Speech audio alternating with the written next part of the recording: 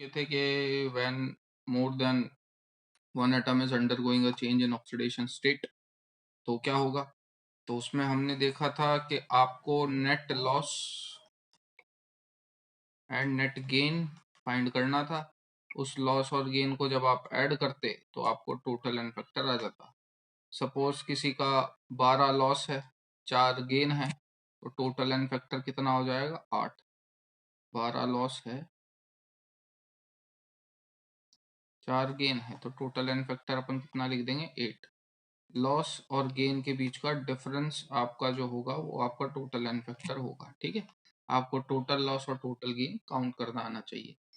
और हम देख चुके थे, हमने इक्विवेलेंट फाइंड आउट करने का तरीका भी देखा था। सबसे पहले एक्स इक्विवेलेंट मानिए, फिर बैलेंस करिए, फिर मोल में चेंज करो, मोल कंसेप्ट लगा के मोल निकालो, उसके बाद एन फैक्टर से मल्टीप्लाई करके नंबर ऑफ इक्विवेलेंट निकालो। ये हम लास्ट क्लास में देख चुके हैं, भूल गए तो पन्ना पलट के देख लो, लास्ट एग्जांपल्स वही हैं। अब इस चीज में आप क्या ऑब्जर्व करते थे, that number of equivalent of reactant is equal to the summation of number of equivalent summation of number of equivalent of product। यानी कि रिएक्टेंट के जो इक्विवेलेंट आते थे वो प्रोडक्ट के इक्विवेलेंट के सम के बराबर होते थे। किसी ने कुछ कमेंट करा है, सॉरी देखा नहीं मैंने। Sir please repeat as I join 3 minute late. Ira ji last class का रिपीट कर रहे हैं, ये नया कुछ नहीं।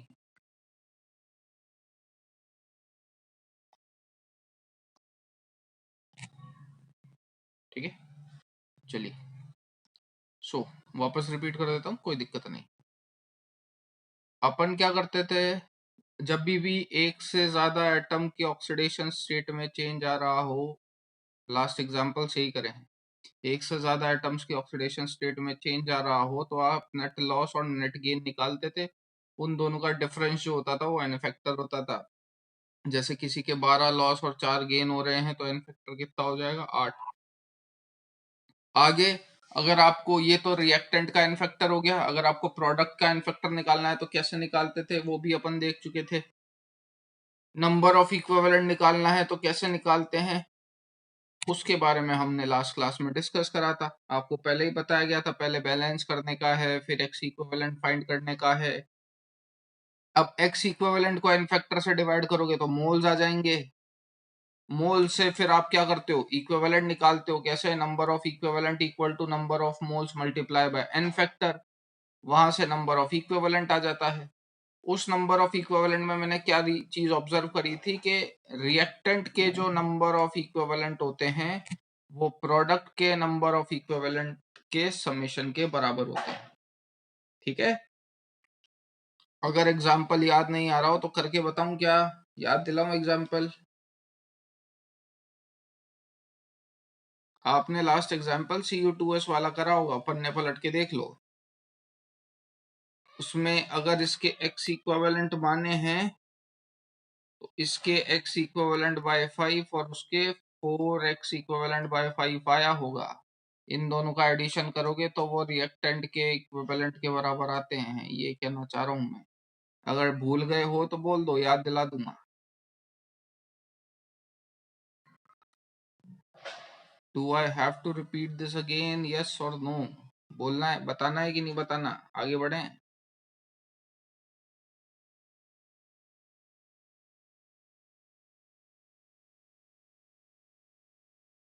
चलो अगला,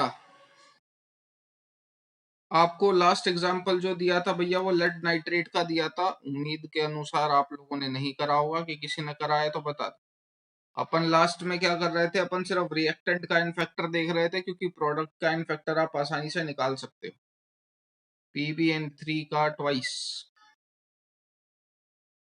ये कन्वर्ट हो रहा था Pb3O4 प्लस NO में। कोई है जिसने इसका इन फैक्टर निकाला है?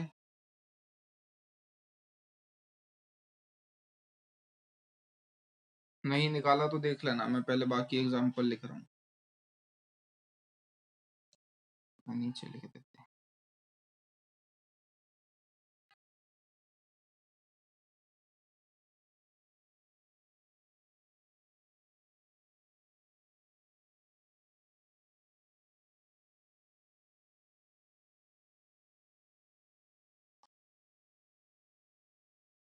किसी का इन्फेक्टर आए तो बता देना मेरे को, जब तक मैं बाकी एग्जाम्पल लिख रहा हूँ।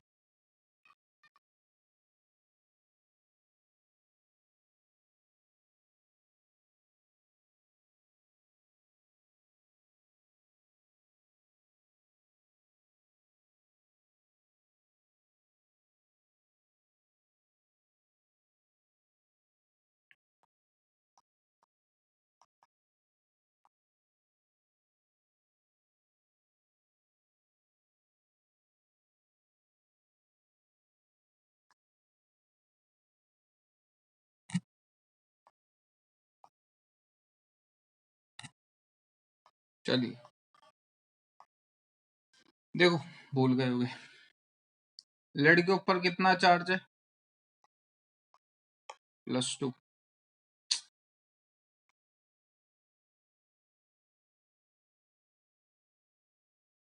नाइट्राइड के ऊपर कितना चार्ज है? 3x इक्वल टू -1, तो x इक्वल टू -1/3। ये जिसको समझ में नहीं आया पूछ लो।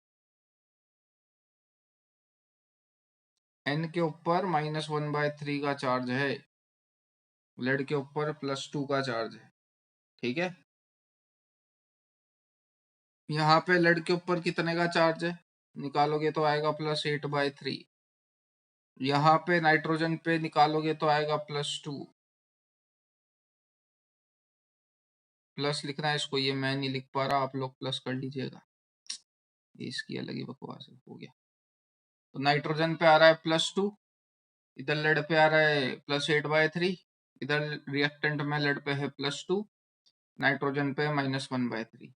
बताइए, +2 से +8/3 लॉस के गेन? +2 से +8/3 लॉस की गेन। 8/3 2 पॉइंट कुछ कुछ है, तो ऑब्वियस सी बात है इट इज लॉस। कितने का लॉस निकाल सकते हैं? 8/3 -2, सॉल्व करोगे तो आएगा 2/3 का लॉस, ठीक है। सॉल्व करोगे तो आएगा कितना? 2/3 का लॉस। ये साथ में लिख लेना, -1/3 से +2 लॉस है कि गेन है? तो माइनस से प्लस जा रहे हो, माइनस से प्लस जा रहे हो, लॉस है कि गेन है?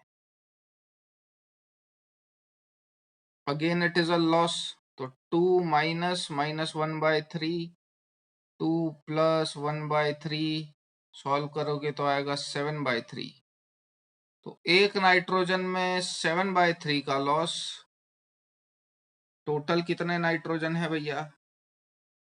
6, 7 6 42। एक नाइट्रोजन 7/3 का लॉस, 6 नाइट्रोजन 42/3 का लॉस। लेड की वजह से लॉस कितना हुआ? 2/3। नाइट्रोजन की वजह से लॉस कितना हुआ? 42/3। ऐड करेंगे तो कितना आएगा? 44/3। इसका इनफैक्टर जो है वो है 44/3। जिसको समझ में नहीं आया पूछ लीजिए, मैं डायरेक्ट लिख रहा हूँ।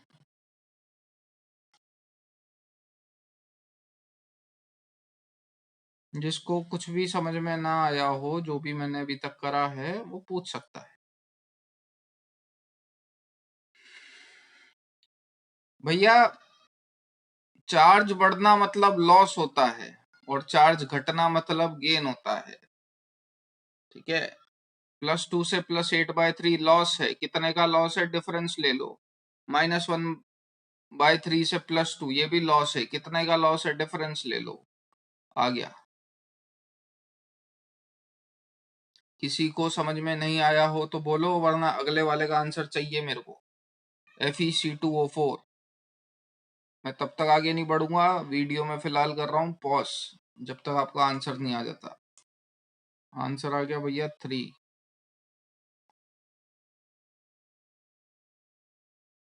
ठीक है। कैसे?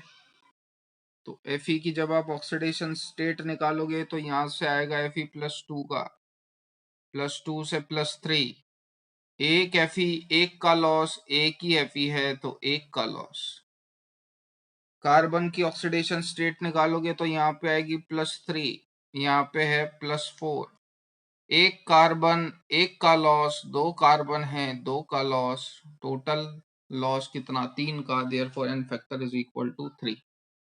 क्या हुआ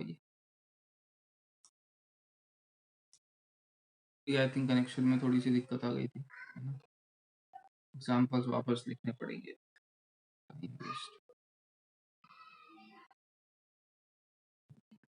हाँ जी,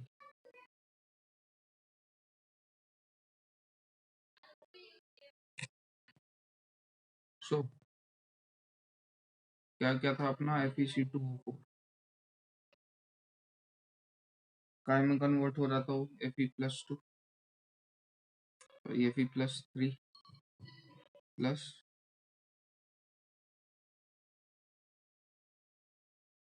CO2, इसका जो एन फैक्टर आ रहा था वो आ रहा था कितना 3। एक Fe की वजह से एक का लॉस, एक कार्बन की वजह से एक का loss, total number of carbon 2 है इसलिए 2 लॉस। नेक्स्ट Cn माइनस से CO2 प्लस NO3 माइनस, ये एग्जाम्पल था, इस पे चांद सितारे बना लेना भैया, इंपॉर्टेंट एग्जाम्पल है। देखिए अगर मैं आपसे Cn में चार्ज पूछूं कि कार्बन,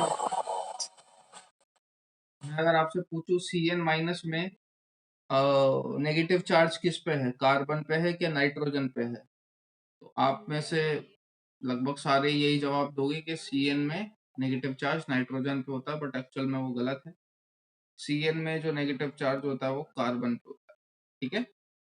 जैसे KCN जब आप तोड़ते हो तो कैसे टूटता है, K प्लस Cn माइनस, तो ये जो नेगेटिव चार्ज होता है ये किस पे होता है, कार्बन पे होता है, ये आपको ध्यान रखना है, इसलिए ये थोड़ा सा इंपॉर्टेंट हो जाता है। Cn माइनस बहुत फ्रीक्वेंट काम में आएगा, आपको ऑक्सीडेशन स्टेट्स इसी बेसिस पे असाइन करनी आनी चाहिए, ठीक है। तो अब ध्यान से देखना, समझ में ना आए तो पूछ लीजिएगा। आपस में है इनके बीच में ट्रिपल बॉन्ड, ठीक है। जब आप इलेक्ट्रॉन नेगेटिविटी की बात करोगे तो carbon is less electron negative as compare to nitrogen, तो +3 -3, मैंने बताया था ना सिंगल बॉन्ड में क्या चार्ज आता है, +1 -1, डबल बॉन्ड में +2 -2, ट्रिपल बॉन्ड में +3 -3, और कोऑर्डिनेट बॉन्ड में +2 -2, ठीक है ना। मोर इलेक्ट्रोनेगेटिव पे -2, लेस इलेक्ट्रोनेगेटिव पे प्लस का चार्ज, ठीक है। तो इनके बीच में 3 बॉन्ड हैं तो +3 -3। अब देखिए ओवरऑल कार्बन पे चार्ज कितना हो गया, +2 का, ओवरऑल नाइट्रोजन पे चार्ज कितना हो गया, -3 का। तो Cn माइनस में कार्बन पे चार्ज है +2, नाइट्रोजन पे चार्ज है -3। अब निकालिए ऑक्सीडेशन स्टेट, तो कार्बन +2 से जा रहा है कहाँ पे, +4 पे, ये बात क्लियर है। नाइट्रोजन -3 से जा रहा है कहाँ पे, +5 पे। नाइट्रोजन -3 से जा रहा है +5 पे, कार्बन +2 से जा रहा है +4 पे। तो +2 से +4 क्या हुआ, लॉस, कितने का लॉस, 2 का लॉस, एक कार्बन 2 का लॉस, एक ही कार्बन है 2 का लॉस। -3 से +5 क्या है, लॉस है, एक नाइट्रोजन 8 का लॉस, दो नाइट्रोजन 16 का लॉस, टोटल लॉस कितना हो गया, टोटल लॉस कितना हो गया 18। एन फैक्टर कितना है इसका 18। बात क्लियर है।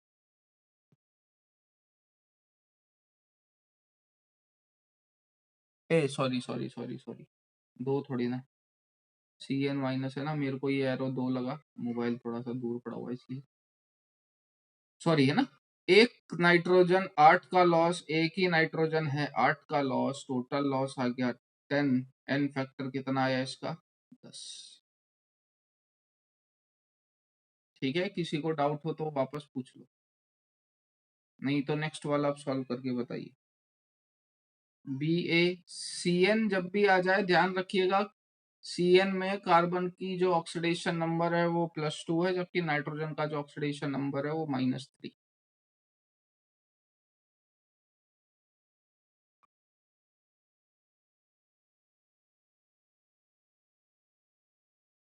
निकालिए, फटाफट निकालिए, एन फैक्टर निकाल के बताओ BaCN का होल ट्वाइस।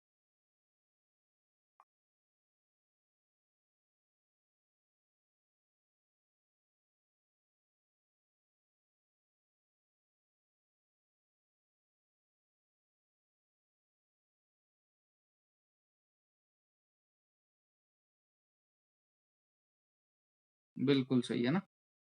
बेरियम पे आ रहा है +2, कार्बन +2, नाइट्रोजन -3। तो कार्बन की ऑक्सीडेशन स्टेट निकालोगे तो यहाँ आएगी +4, यहाँ आएगी +5। बेरियम तो +2 ही है, कोई चेंज नहीं। तो बेरियम में कोई चेंज नहीं, 1 कार्बन 2 का लॉस, 2 कार्बन 4 का लॉस, 1 नाइट्रोजन 8 का लॉस, 2 नाइट्रोजन 16 का लॉस। टोटल एन फैक्टर कितना आ गया? 20। ठीक है, नोट डाउन कर ले उसे। जब हो जाए जब बता दीजिएगा, किसी को किसी भी एग्जाम्पल में डाउट हो पूछ लो।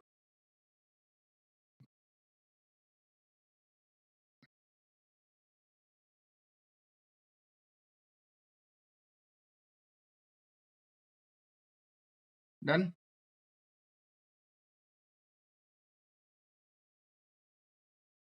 किसी को कोई भी एग्जाम्पल में डाउट हो पूछ लीजिएगा, है ना।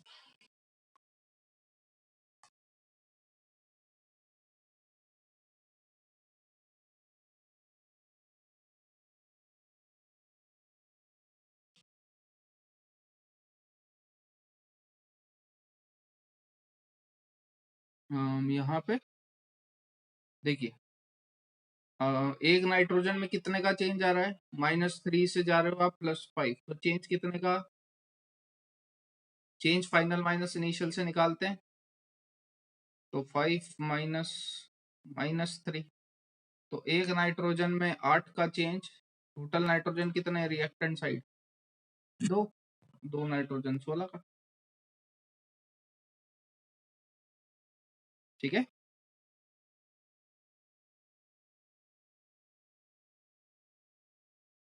चलो अगला, जोन सा भी एग्जांपल था ये,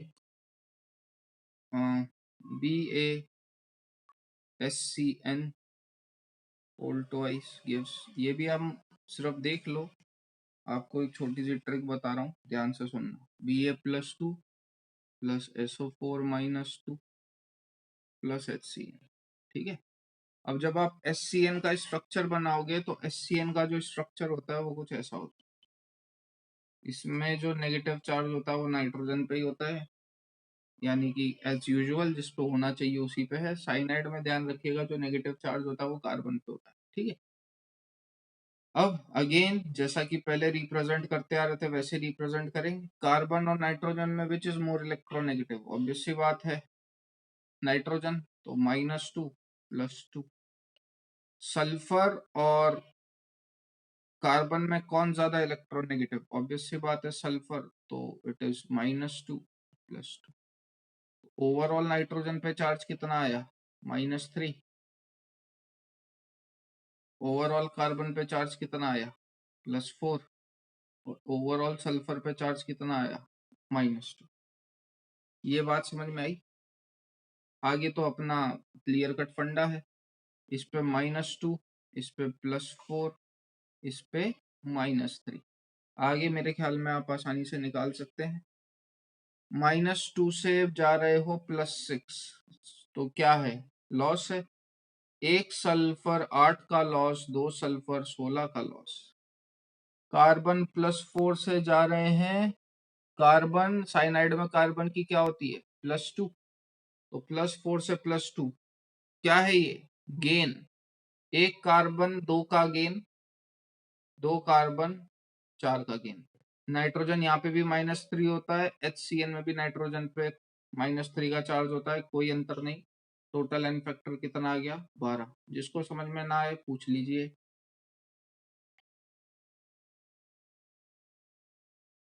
जिसको समझ में ना आया हो पूछ लीजिए।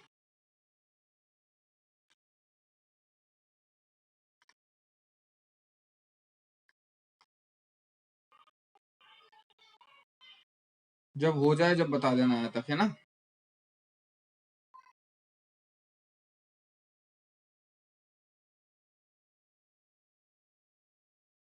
आपको एक छोटी सी शॉर्ट ट्रिक बता रहा हूँ इसमें। शॉर्ट ट्रिक तो नहीं है, मतलब मेरा मेथड है वो एक।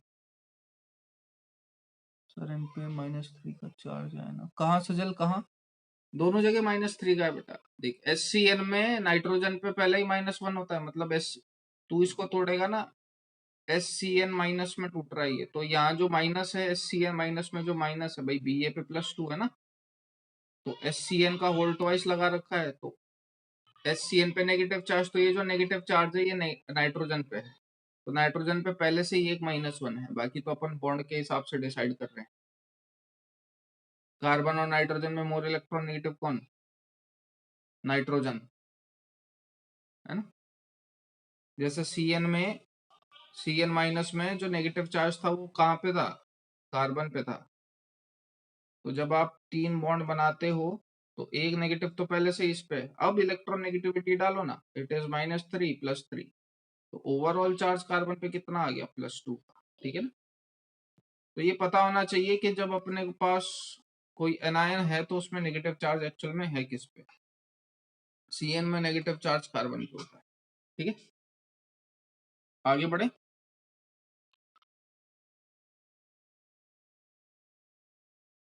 सेकेंड पेज था ये ना।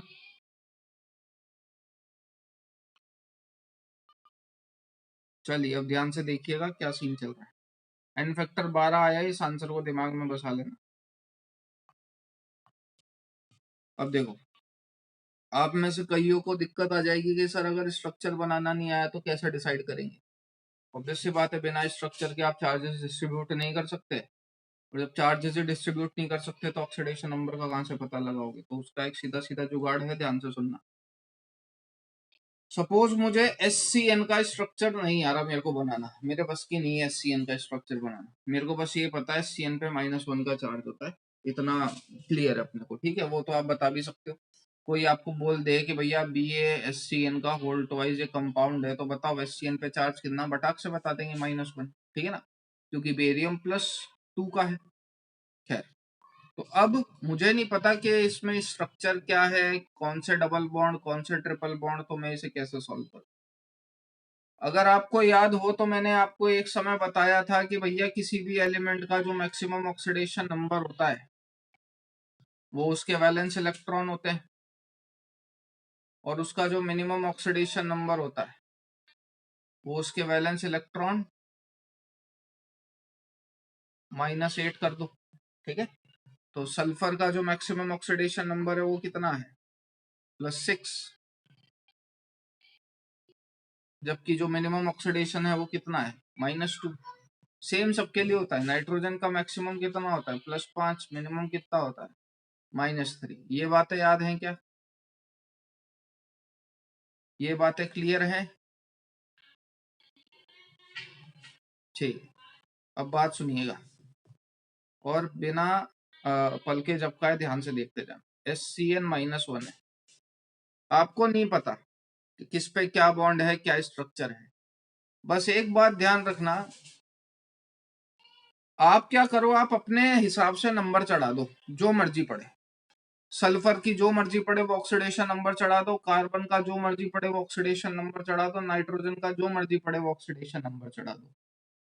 बट कंडीशन क्या है कि कंडीशन ये है कि इन तीनों जो आपने ऑक्सीडेशन नंबर चढ़ा है उन तीनों का जो समेशन होगा वो इसके ऊपर के चार्ज के बराबर होगा, यानी कि -1 आना चाहिए। क्लियर बात? जो इच्छा हो वो नंबर चढ़ाओ, सल्फर का, कार्बन का या नाइट्रोजन का, लेकिन इन तीनों का जो समेशन आना चाहिए वो -1 आना चाहिए, पहली बात। और दूसरी बात, आप जो भी नंबर डाल रहे हो, आप जो भी नंबर डाल रहे हो वो नंबर, आप जो भी नंबर डाल रहे हो वो नंबर उसकी मैक्सिमम और मिनिमम के बीच का होना चाहिए। आप जो भी नंबर डाल रहे हो वो नंबर उसके मैक्सिमम और मिनिमम के बीच का होना चाहिए। जैसे सल्फर +6 से -2, ये इस रेंज के बीच में जो मर्जी पड़े वो नंबर उठा लो। नाइट्रोजन +5 से -3, इस रेंज के बीच में जो मर्जी पड़े वो नंबर उठा लो। +4 से -4 कार्बन, इस रेंज में जो मर्जी पड़े वो नंबर उठा लो। ठीक है, ये आप पे है। ठीक, अब ध्यान से देखना मैं क्या कर रहा हूँ। आपकी मर्जी पड़े वो नंबर उठाओ, इन रेंज के बीच का ही नंबर होना चाहिए और इन तीनों का समेशन जो होना चाहिए वो -1 के बराबर होना चाहिए। ये कंडीशन समझ में आई क्या भाई साहब? ये कंडीशन समझ में आई? जो मैं कह रहा हूँ कंडीशन समझ में आई? ठीक है, नंबर हाइपोथेटिकल चढ़ाओ लेकिन नंबर रेंज में लाई करना चाहिए और वो नंबर का जो समेशन है वो उसके ऊपर के चार्ज के बराबर आना चाहिए। ठीक, अब देखिए सल्फर का जैसे जो रेंज है वो -2 से +6 है, मैंने चढ़ा दिया 0। ठीक है, कार्बन का -4 से +4 है, मैंने चढ़ा दिया 0। नाइट्रोजन का -3 से +5 है और समेशन भी -1 आना चाहिए, ये मैंने चढ़ा दिया -1। सबसे सिंपल एडिशन, 0 0 -1, तीनों का समेशन -1 आ रहा है। तीनों नंबर जो है वो उसकी मैक्सिमम और मिनिमम रेंज में लाई कर रहे हैं। यहां तक कोई तकलीफ हो तो बात करिए। ये मैंने मेरे हिसाब से नंबर चढ़ा दिया। यहां तक कोई तकलीफ हो तो बात करो। ठीक है, तो ये मैंने हाइपोथेटिकल ऑक्सीडेशन नंबर डाल दिए। ये मैंने हाइपोथेटिकल ऑक्सीडेशन नंबर अज्यूम कर लिए। अब बात सुनिएगा, ध्यान रखना लेकिन ये जो छूट है ये थोड़ा लिमिट तक ही वैलिड है, एक ही बार लगा सकते हो, ये नहीं किसी का भी नहीं पता है। प्रोडक्ट साइड फिर सबका पता होना चाहिए, रिएक्टेंट साइड थोड़ा सा छूट है, प्रोडक्ट साइड सबका ऑक्सीडेशन पता होना चाहिए नंबर। अगर किसी का ही नहीं पता तो सवाल ही छोड़ दो, तुक्के से तो सवाल होना नहीं। यहाँ थोड़ी सी लिबर्टी आ जाती है, बाकी कैसे सॉल्व करेंगे वो देखिए। बाकी आपको जो प्रोडक्ट दे रखे हैं वो ये थे, HCN और BA। ठीक है, ये था आपका BaHCN का होल ट्वाइस।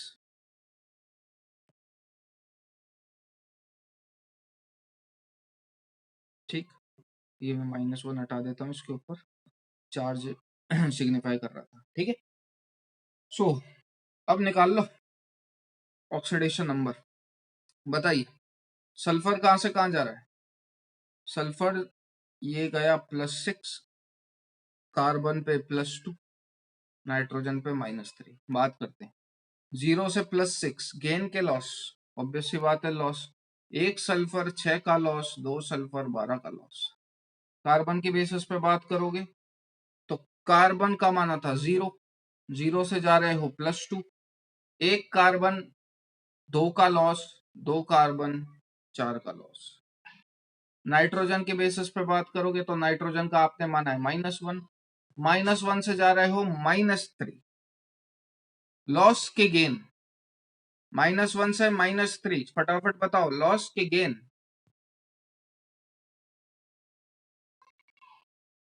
-1 से -3 लॉस के गेन। गेन एक नाइट्रोजन 2 का गेन, 2 नाइट्रोजन 4 का गेन, 4 लॉस और 4 गेन हो गए कैंसिल। एन फैक्टर आया आपका कितना? 12। ठीक है, जिसको समझ में ना आया हो पूछ लो। अपने हिसाब से ऑक्सीडेशन नंबर असाइन कर दिए, लेकिन प्रोडक्ट साइड आपको सबका पता होना चाहिए और आंसर आपके सामने है, कोई इफेक्ट नहीं पड़ेगा। तुम्हारी मर्जी पड़े वो नंबर ले लो, लेकिन नंबर रेंज में होना चाहिए और अगली बात जो उसका समेशन होना चाहिए वो -1 के बराबर होना चाहिए। डाउट हो तो पूछ लीजिए। ठीक है,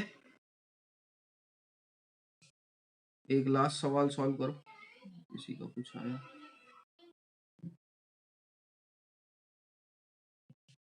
sir how can we assume 0 to carbon? मर्जी यार मेरी। अरे मैंने मेरी मर्जी, तेरी इच्छा हो जो। सुन, ये रेंज इसकी लाई करती है, ये समझ में आता है तेरे को?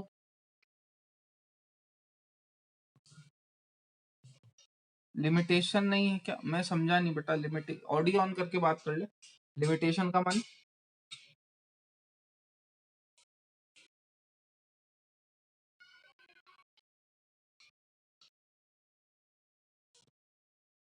कोई भी नंबर ले बट वो रेंज में लाई करना चाहिए और उनका समेशन -1 के बराबर होना चाहिए बस। कोई भी नंबर दे ले, वो रेंज में लाई करना चाहिए और उनका समेशन -1 के बराबर होना चाहिए। रेंज माने मैक्सिमम मिनिमम, बोला ना। सल्फर की मैक्सिमम रेंज उसके वैलेंस के इलेक्ट्रॉन होते हैं, यानी कि +6। मिनिमम जो भी वैलेंस के इलेक्ट्रॉन है उसमें से ये मैक्सिमम हो गई, और जो भी वैलेंस के इलेक्ट्रॉन है उसमें से -8 कर दे, ये मिनिमम हो जाएगी। तो -2 टू +6 इसकी रेंज है। इस रेंज के बीच का कोई भी नंबर चूज कर ले, बाकी दो एलिमेंट्स के भी रेंज के बीच का कोई भी नंबर चूज कर ले, जोड़ और समेशन बस -1 के बराबर होना चाहिए। इतनी कंडीशन मांगता है।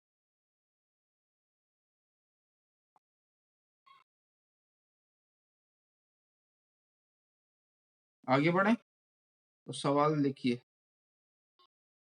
मैं ही सॉल्व कर देता हूँ ये भी। बाकी चलो 1 मिनट का टाइम है, कोशिश करना। FeS2 टू ट्राई कायम है। Fe+3+SO2।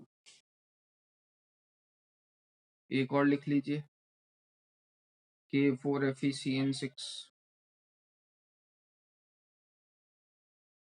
gives Fe+3 plus CO2 plus NO3 minus. फटाफट सॉल्व करके बताइए। FeS2 आपको बहुत शुरू में लिखवा दिया था, आयरन पायराइट एक्सेप्शन होता है। सल्फर पे कितना चार्ज होता है इसमें? -1 का, ध्यान से निकालना। Fe पे +2 का, सल्फर पे -1 का। एन फैक्टर बताइए फटाफट, जितना जल्दी हो सके।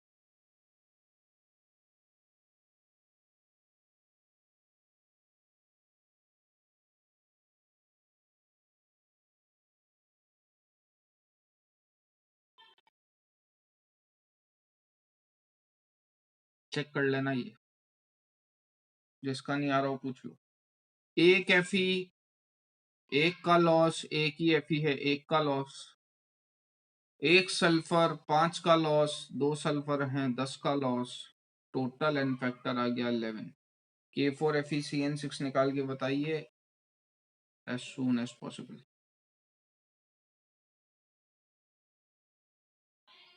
K4FeCN6 है ये, है ना?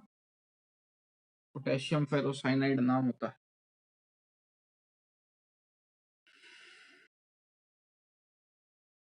तो चार्जेस ढंग से असाइन करिएगा। Cn पे +2 -3, ठीक है। बताइए एन फैक्टर बताइए।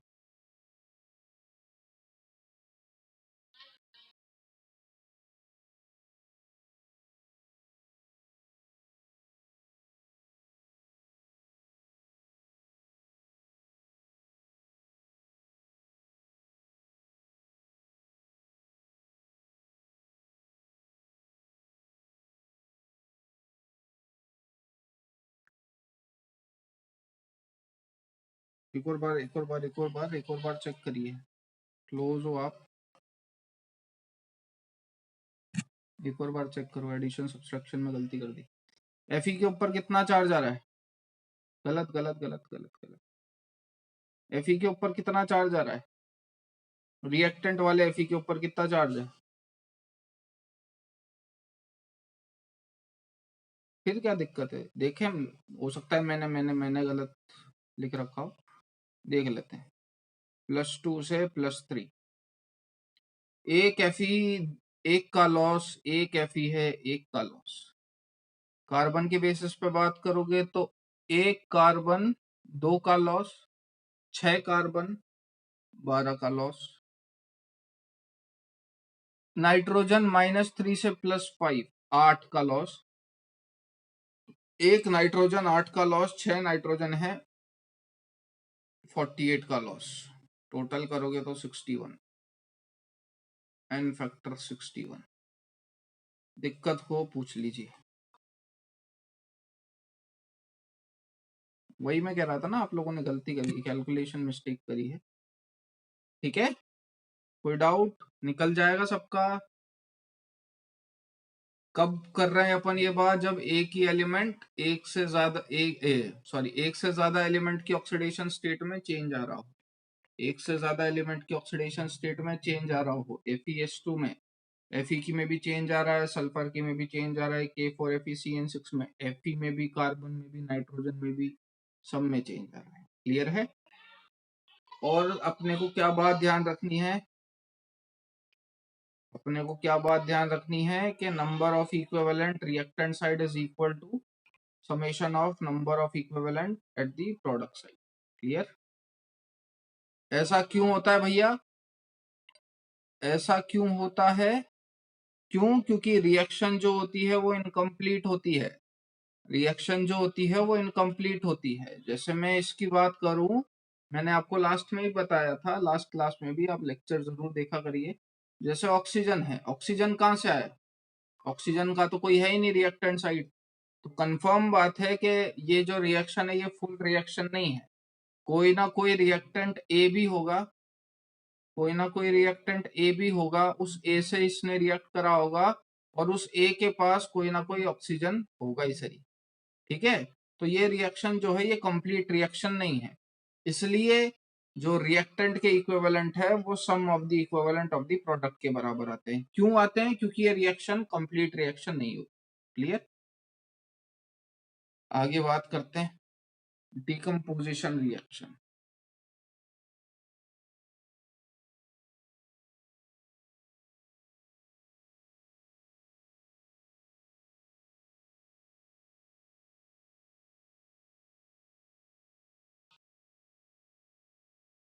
डिकम्पोजिशन रिएक्शन का एग्जांपल अगर मैं देना चाहूँ तो KClO3 on heating give KCl plus O2।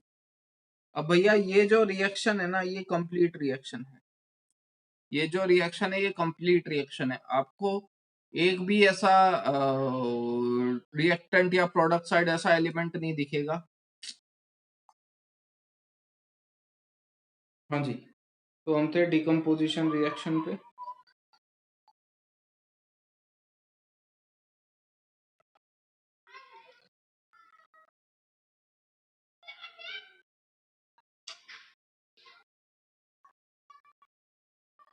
Decomposition reaction के अंदर आप क्या ऑब्जर्व करेंगे वो मैं बताता हूँ। सबसे पहले ये समझने की कोशिश करिए कि ये जो रिएक्शन है ये कंप्लीट रिएक्शन होती है।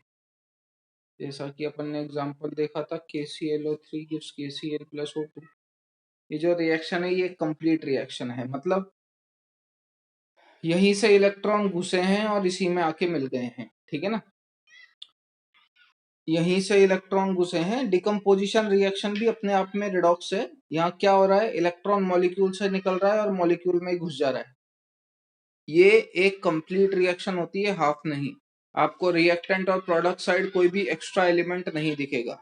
जितने रिएक्टेंट हैं उतने ही एलिमेंट प्रोडक्ट के अंदर हैं। ठीक है? अब कैसे प्रूव करूंगा उस बात को, तो वो देखिए। ये +5 है, क्लोरीन के ऑक्सीडेशन नंबर निकालोगे तो यहाँ पे है -1, यहाँ पे O2 है 0 में, यहाँ ऑक्सीजन है -2 में। तो -2 से 0 लॉस, +5 से -1 गेन। मतलब ऑक्सीजन ने लॉस करा है और वही क्लोरीन ने गेन करे हैं। एन फैक्टर की अगर बात करोगे तो क्लोरीन के बेसिस पे जब अपन बात करें तो +5 से -1 लॉस के गेन, +5 से -1 लॉस के गेन। ऑब्वियस सी बात है, इट इज गेन। कितने का गेन? 6 का गेन। -2 से 0 लॉस के गेन। ऑब्वियस सी बात है लॉस। कितने का लॉस? 2 का लॉस। 1 ऑक्सीजन 2 का लॉस, 3 ऑक्सीजन 6 का लॉस। यही डिकम्पोजिशन रिएक्शन की खासियत होती है। इसके अंदर नंबर ऑफ लॉस और नंबर ऑफ गेन हमेशा बराबर आते हैं। नंबर ऑफ लॉस और नंबर ऑफ गेन हमेशा बराबर आएंगे, और यही इसका इन फैक्टर हो जाता है। कितना? 6।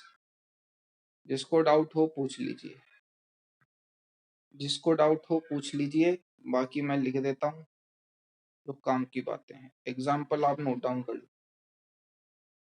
इन डिकम्पोजिशन रिएक्शन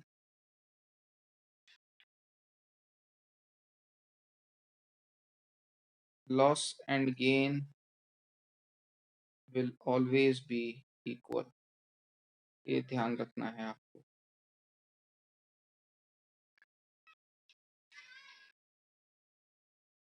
ठीक है, आगे बढ़े। So whenever loss and gain is same, then take and factor any one of them, चाहे लॉस वाला ले लो चाहे गेन वाला, बात सेम।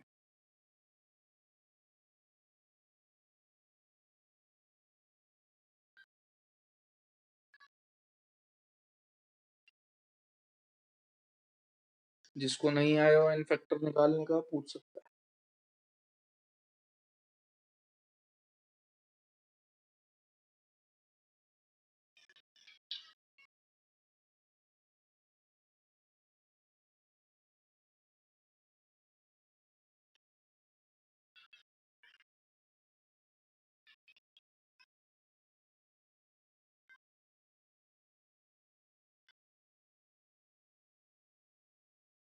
हटा दो।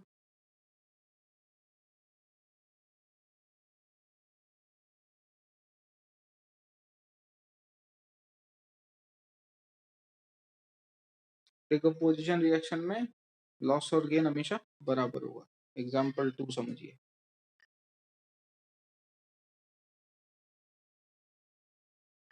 अमोनियम डाइक्रोमेट बोलते हैं इसको।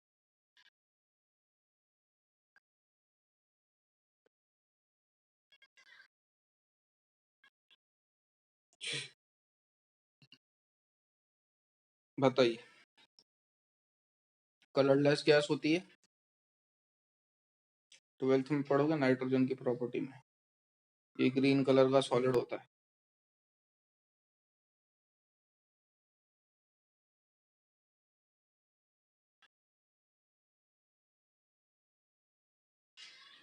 ये अमोनियम डाइक्रोमेट ऑरेंज गैस होती है ये।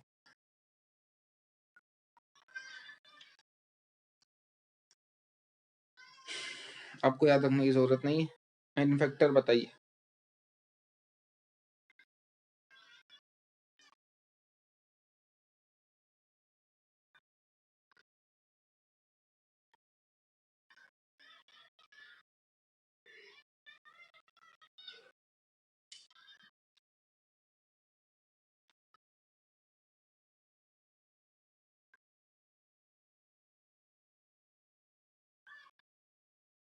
तो जब अपन इन्फेक्टर निकालेंगे तो -3 आ रहा है नाइट्रोजन पे चार्ज, +6 आ रहा है क्रोमियम पे, इधर 0, इधर +3। ठीक है, तो एक नाइट्रोजन के अंदर क्या हो रहा है, लॉस हो रहा है। -3 से 0 लॉस है। एक नाइट्रोजन 3 का लॉस, 2 नाइट्रोजन 6 का लॉस। क्रोमियम के बेसिस पे बात करोगे, +6 से +3 गेन है। एक क्रोमियम 3 का गेन, 2 क्रोमियम 6 का गेन, टोटल लॉस और टोटल गेन बराबर हैं।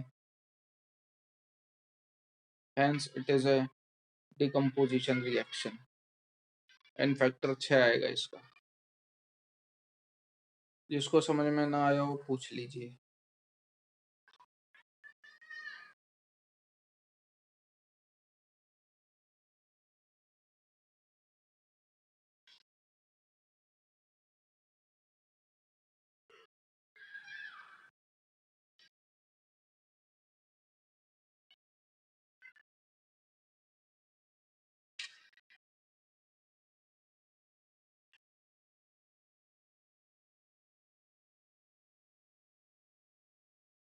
जिसको समझ में ना आया हो पूछ लीजिए। ये गेन लिखा हुआ है भैया, 64 मत लिख देना प्लीज।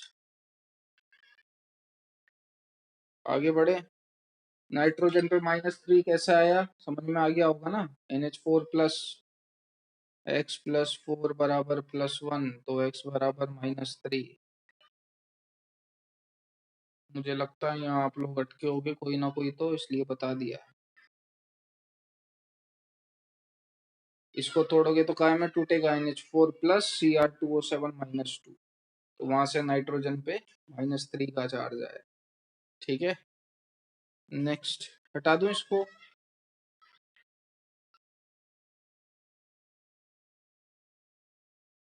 डिस्प्रपोर्शनेशन रिएक्शन,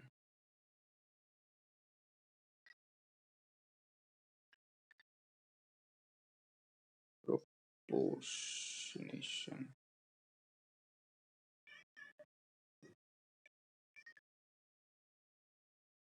इसमें लिखिएगा whenever the same atom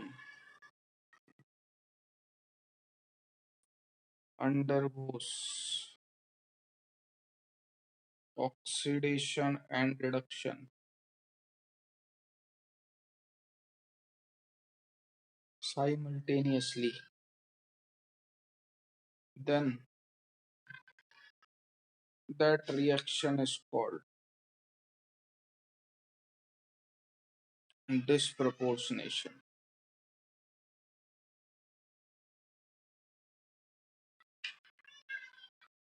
ठीक है, एक ही एलिमेंट जब दोनों ऑक्सीडेशन और ध्यान रखना, अगर एक ही एलिमेंट की ऑक्सीडेशन स्टेट में दो बार चेंज आ रहा है, यानी कि वो ऑक्सीडाइज भी कर रहा है और रिड्यूस भी कर रहा है, उसे अपन बोलेंगे डिस्प्रपोर्शनेशन।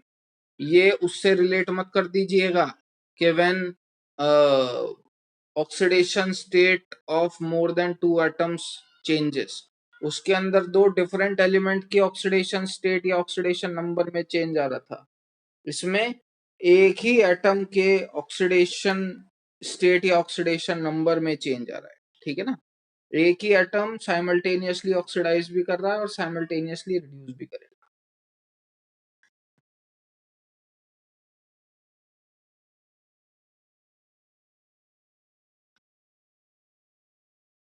तो रिवर्स ये भी लिख लेना, कोई काम का नहीं, अलग ही छोड़ो, क्या लिखोगे।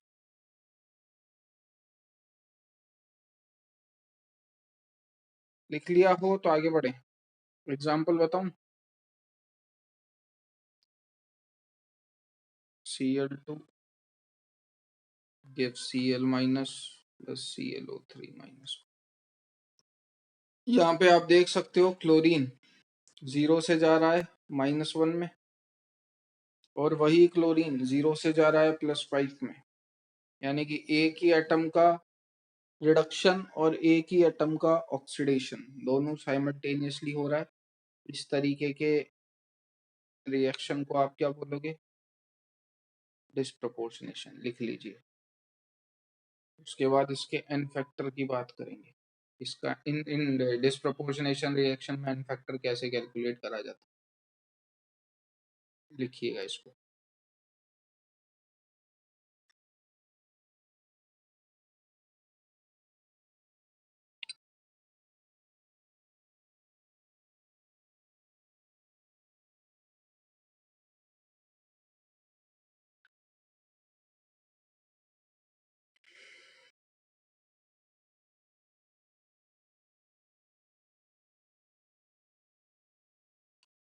हो गया होगा होपफुली। इसको इस तरीके से समझो, ये एक एटम है, ये एटम का सपोज इतना पार्ट ऑक्सीडेशन में जा रहा है और उसी एटम का कुछ पार्ट रिडक्शन में जा रहा है। इस तरीके के रिएक्शन को अपन क्या बोलते हैं? डिस्प्रपोर्शनेशन। अब एक टाइम की बात है, मैंने आपको बोला था कि एक कंपाउंड मान लीजिए AXBY, ठीक है। अगर आपको इक्विवेलेंट वेट ऑफ AXBY निकालना है तो वो किसके बराबर होगा? It is equal to equivalent weight of A plus equivalent weight of B, ठीक है ना। अगर कोई आपके पास कंपाउंड है AXBY और अगर आपको उस AXBY का इक्विवेलेंट वेट निकालना है तो equivalent weight of AXBY equal to equivalent weight of A plus equivalent weight of B। Same यहाँ पे भी मैं लगवाऊंगा, equivalent weight of the compound जिसका डिस्प्रपोर्शनेशन हो रहा है, which undergoes both oxidation and reduction, तो मैं उसको कैसे लिख सकता हूँ? Equivalent weight of the compound is equal to equivalent weight due to oxidation plus equivalent weight due to reduction. ठीक है। नाउ इक्विवेलेंट वेट को आप क्या लिख सकते हो, molecular weight upon N factor, वही मैं लिख रहा हूँ, is molecular weight upon N factor, किसका, कंपाउंड का, which is equal to equivalent weight due to oxidation, यानी कि molecular weight upon N1 plus molecular weight upon N2। अब मैं बताता हूँ N1 और N2 क्या है। What is N1? So N1 is nothing but number of electron loss per mole, अगर आप इसको ऑक्सीडेशन वाला मानो तो number of electron lost per mole. What is N2? Number of electron gain per mole. क्योंकि एक ही कंपाउंड का ऑक्सीडेशन और रिडक्शन हो रहा है, ऑक्सीडेशन में लॉस होते हैं, रिडक्शन में गेन होते हैं। Number of electron gain per मोल, पहले इतना लिख लें, उसके बाद मैं आपको एग्जांपल से समझाऊंगा, फिर आप फाइंड आउट करिएगा।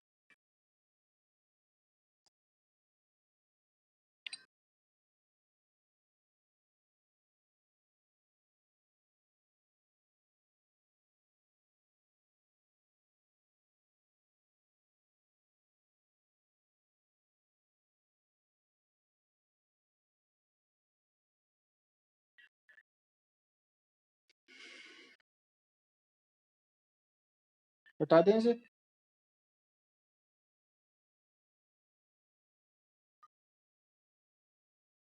चलिए,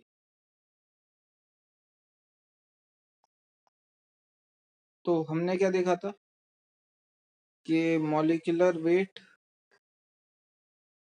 upon N factor is equal to, page number 8 है ना, molecular weight upon N1 plus molecular weight upon N2, where N1 is the number of electron lost per mole, N2 is the number of electron gain per mole। molecular weight से molecular weight हो गया cancel, तो क्या आ गया, 1 upon NF equal to 1 upon N1 plus 1 upon N2। तो N factor किसके बराबर आ गया, N1 into N2 upon N1 plus N2।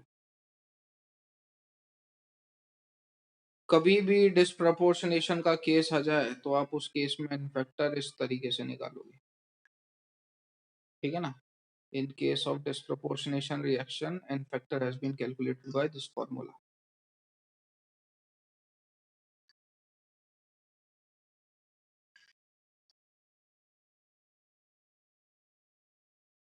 Clear? जैसे आपको जो रिएक्शन दी थी वो क्या दी थी, Cl2 से Cl माइनस और फिर ClO3, Cl2 से Cl माइनस प्लस ClO3। तो यहाँ पे आप देख रहे हो 0 से -1 रिडक्शन है, और यहाँ पे आप देख रहे हो 0 से +5 ऑक्सीडेशन है। पर मोल की बात चल रही है भैया, तो 0 से -1 लॉस के गेन, ऑब्वियस सी बात है गेन, तो एक क्लोरीन एक का गेन, दो क्लोरीन दो का गेन, तो total number of electron gain कितने, दो। दूसरे की बात करूंगा तो 0 से +5 क्या है ये, लॉस, एक क्लोरीन एक का लॉस, दो क्लोरीन 10 का लॉस, तो total number of electron loss कितने आ गए, 10। डिस्प्रपोर्शनेशन है, एन फैक्टर निकालोगे कैसे, N1 N2 upon N1 plus N2 से, यानी कि 2 into 10 divide by 2 plus 10। N factor आएगा इसका 20/12, बोले तो 5/3।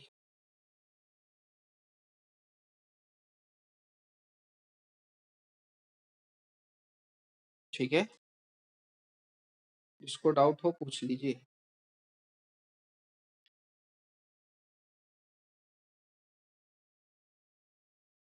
एन फैक्टर आया इसका 5/3।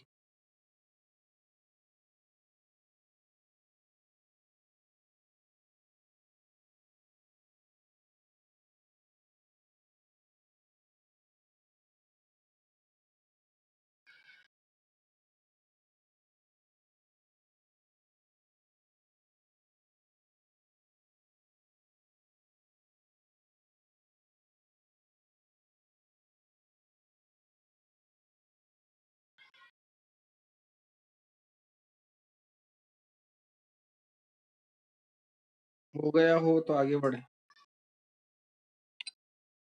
और जिसको कोई डाउट हो कैसा भी पूछ लीजिए।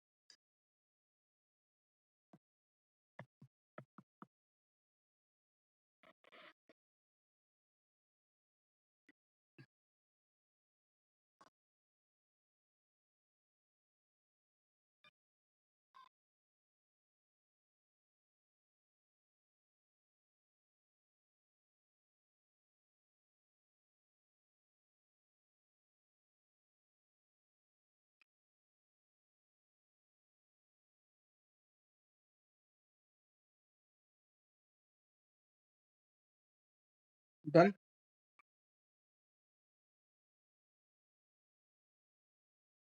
किसी को कोई डाउट है? केस आइडेंटिफाई करना, उसके बाद कुछ नहीं होता। सवाल लिखिए। अब मैं नहीं फाइंड आउट करके बता रहा, सही फाइंड आउट करके बताना। Right the n factor of the following.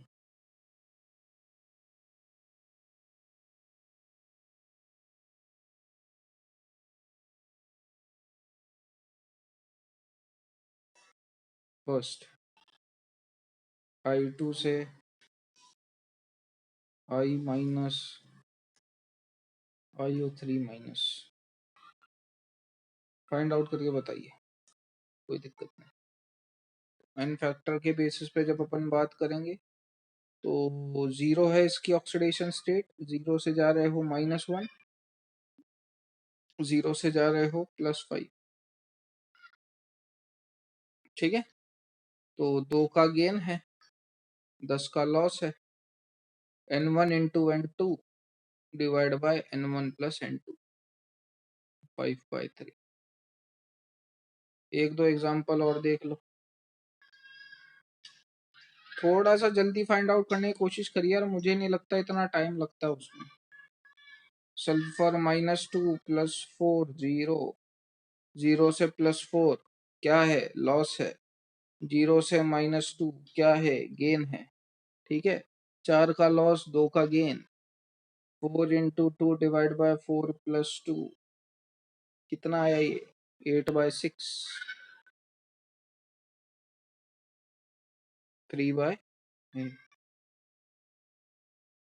4/3।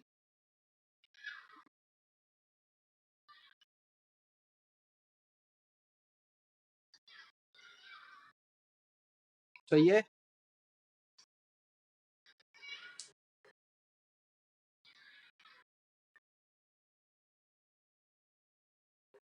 Third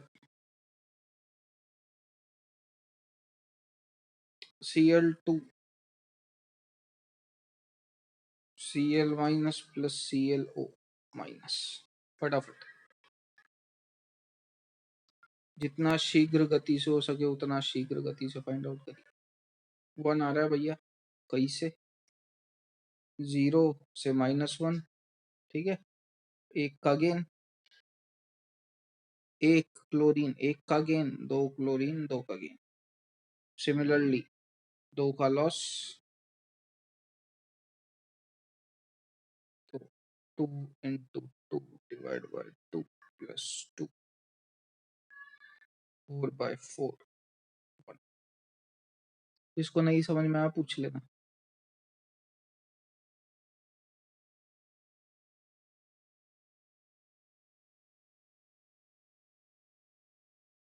यहाँ पे क्लोरीन +1 का है, यहाँ क्लोरीन -1 का है। ठीक है ना?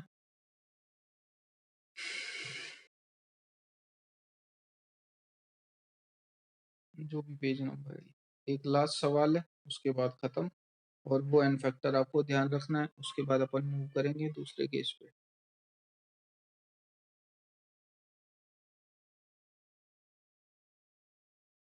किसी का बच रहा हो तो बता दो, मैं हटा रहा हूँ क्योंकि से।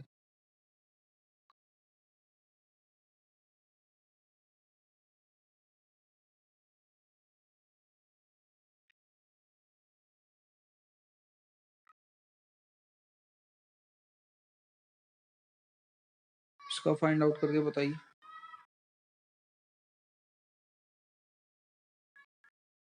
और इसका इन फैक्टर ध्यान रखना है, डायरेक्ट बहुत कम आएगा। H2O2 gives H2O plus O2। मैं ही कर देता हूँ, -1 से -2 से 0। ठीक है, सो -1 से -2 लॉस की गेन। अब सी बात है, इट इज गेन। तो एक ऑक्सीजन 1 का गेन, 2 ऑक्सीजन 2 का गेन। -1 से 0 लॉस, एक ऑक्सीजन 1 का लॉस, 2 ऑक्सीजन 2 का लॉस। तो 2 into 2 divide by 2 plus 2 1। N factor of H2O2 1 होता है, ध्यान रखिएगा, डायरेक्ट।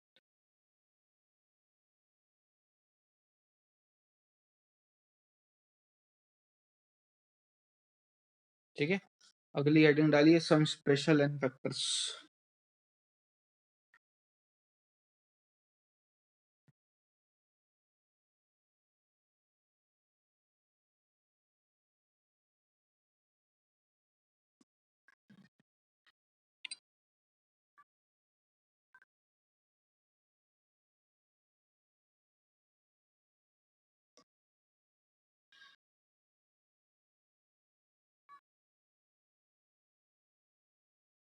किसी का छूट जाए तो टेंशन मत लेना, है ना, स्क्रीनशॉट ले रखा है मैंने। और भैया जब क्लास में बैठो तो थोड़ा पुराना रिवाइज करके बैठा करें, ठीक है, लेक्चर देख लिया करो। पहला, when the atoms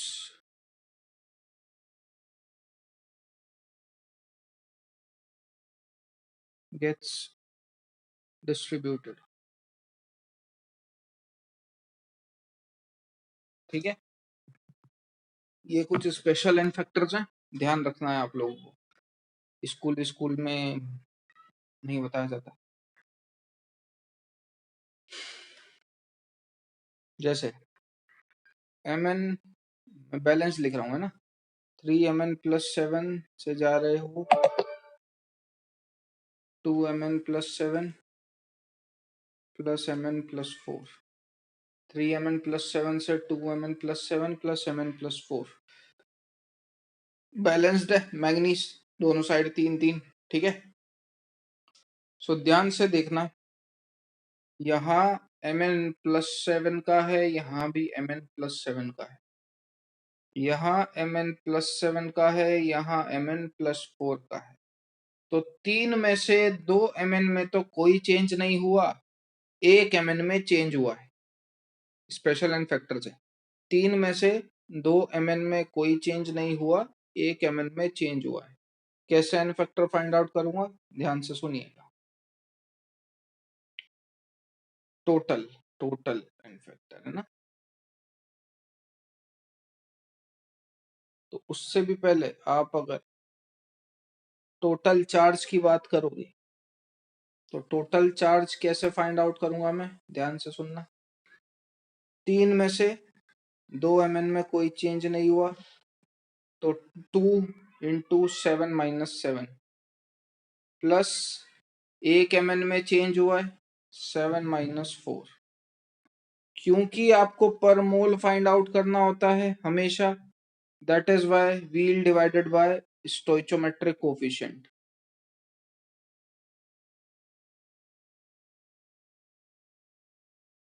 सिंस मुझे पर मोल ऑफ Mn+7 का इनफैक्टर चाहिए, इसको जब आप सॉल्व करोगे तो ये तो हो गया 0, 2 इंटू 7 - 7। शिट यार, वापस देख लीजिए, 3Mn+7 वापस लिखना पड़ेगा, सम स्पेशल इनफैक्टर्स।